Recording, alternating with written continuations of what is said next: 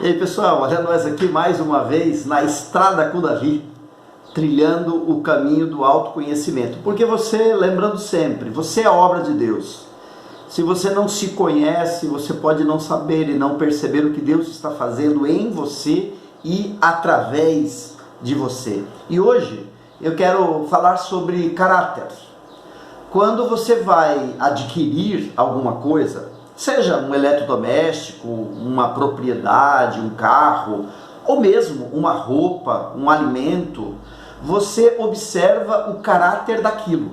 Sim, você observa as características, desde quando você pega um tomate e você olha ele, você aperta ele, você observa a sua cor, você observa a sua dureza. Então você está observando a característica daquilo, né? Ou você vai comprar um carro e você olha, abre capô, olha motor, olha dentro, olha banco, olha pneu, olha tanta coisa, olha documento. Você está observando as características, está observando o caráter daquilo, se são coisas boas ou coisas ruins. E você rejeita se aquilo não tem um bom caráter ou se não tem boas características. E a pergunta é o seguinte: no mercado da vida, você seria rejeitado ou seria escolhido por causa do seu caráter?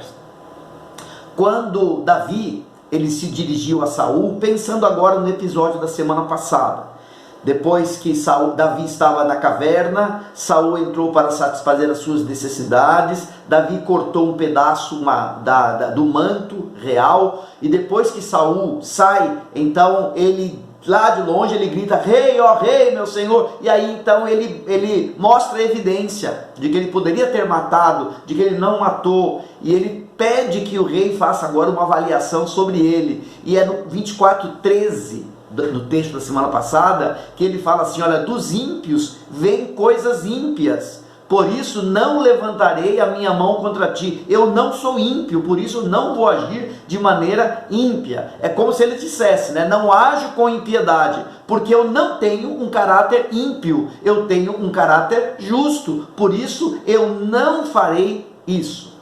As pessoas, elas têm níveis diferentes de caráter.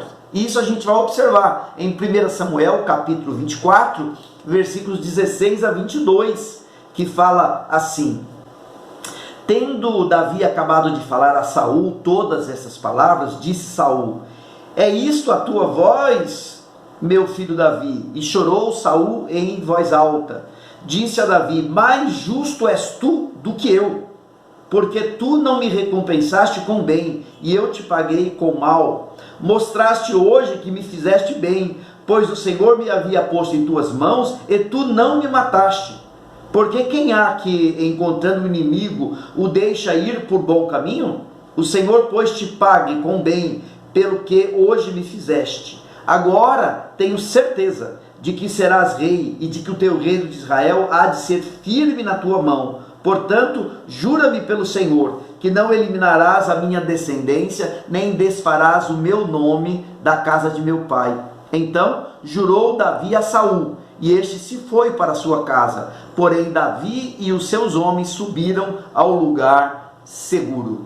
O que a gente vê na palavra de Saul é o reconhecimento de que os homens têm diferentes níveis de caráter. Ele disse: você é mais justo do que eu.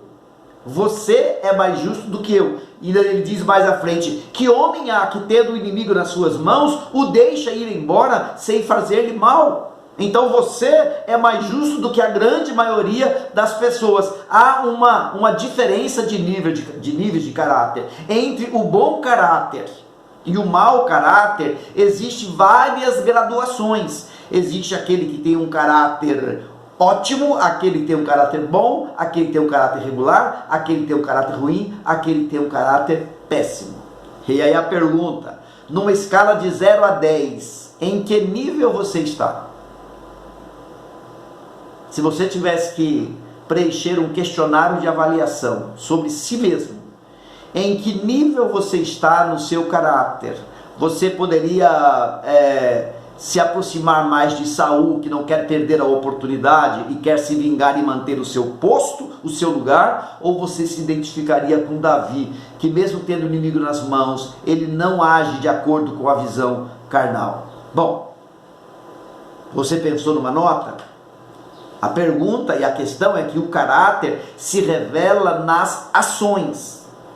Saul reconheceu que Davi o havia tratado bem, apesar de ter sido tratado mal. Essa era uma ação que Saul via em Davi. E a nota que Saul deu para Davi foi com base numa ação. Olha, apesar de eu estar perseguindo você, apesar de eu querer pegar você, matar você, destruir você, apesar disso, você teve a oportunidade de fazer comigo e você não fez, você me tratou com bondade.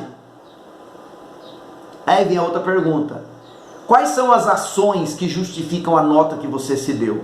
Talvez você tenha dito: eu sou uma pessoa de um caráter bom, não sou ótimo, mas sou bom. Quais são as ações que justificam isso?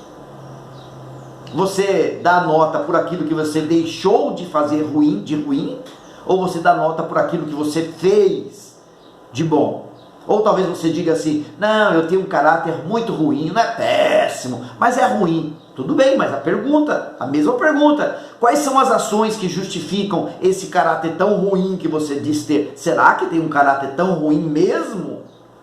Né? Então, tanto para o lado bom como para o lado ruim, para o lado mal, essa pergunta fica: quais são as ações que justificam a nota que você deu? E aí, o bom caráter, a gente vê que traz solidez no exercício da autoridade. Saul reconheceu que o caráter de Davi faria dele um bom rei. Um rei e um bom rei.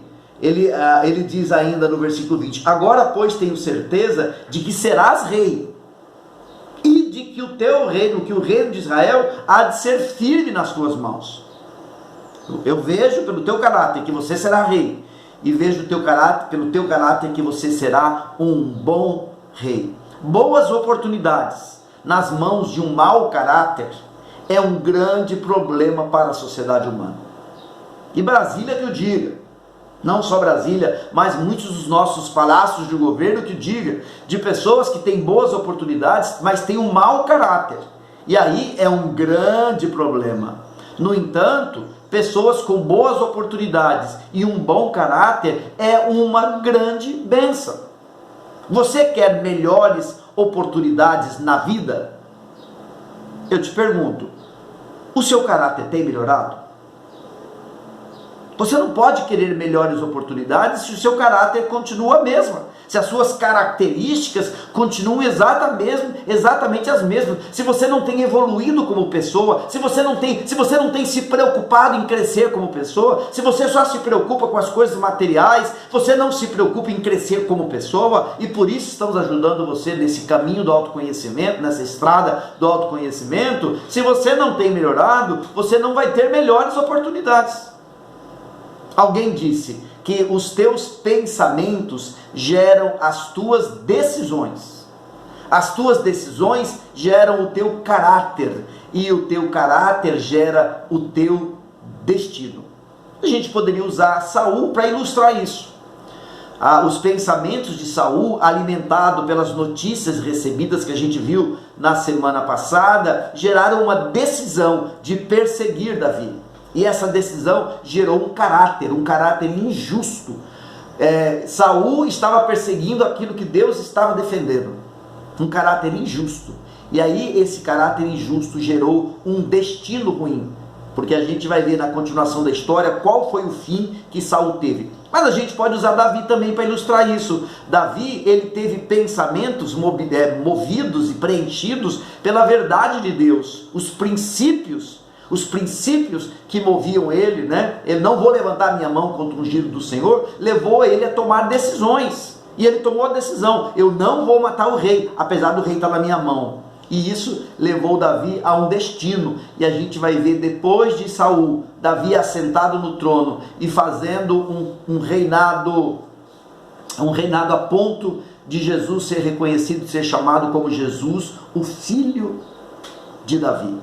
Então, é uma coisa boa de se pensar. Como é o teu caráter?